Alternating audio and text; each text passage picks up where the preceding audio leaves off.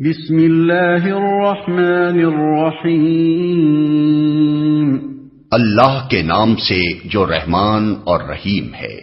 وَلَا تَجْعَلُوا اللَّهَ عُرْضَةً لِأَيْمَانِكُمْ أَن تَبَرُّوا وَتَتَّقُوا وَتُصْلِحُوا بَيْنَ النَّاسِ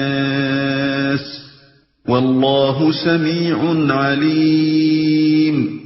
اللہ کے نام کو ایسی قسمیں کھانے کے لیے استعمال نہ کرو جن سے مقصود نیکی اور تقوی اور بندگان خدا کی بھلائی کے کاموں سے باز رہنا ہو۔ اللہ تمہاری ساری باتیں سن رہا ہے اور سب کچھ جانتا ہے، اور بندگان خدا کی بھلائی کے کاموں سے باز رہنا ہو۔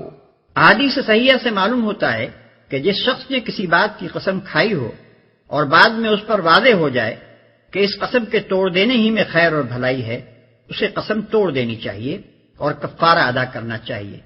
قسم توڑنے کا کفارہ 10 مسکینوں کو کھانا کھلانا، یا انہیں کپڑے پہنانا، یا ایک غلام آزاد کرنا، یا 3 دن کے روزے رکھنا ہے۔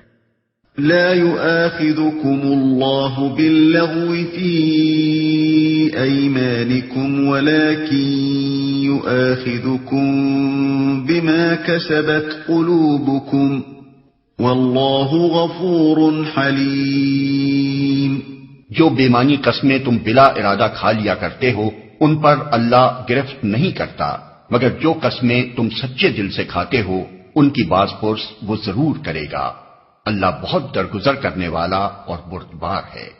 ان پر اللہ گرفت نہیں کرتا، یعنی بطور تکیہ کلام کے بلا ارادہ جو قسمیں زبان سے نکل جاتی ہیں، ایسی قسموں پر نہ کفارہ ہے اور نہ ان پر مواخذہ ہوگا۔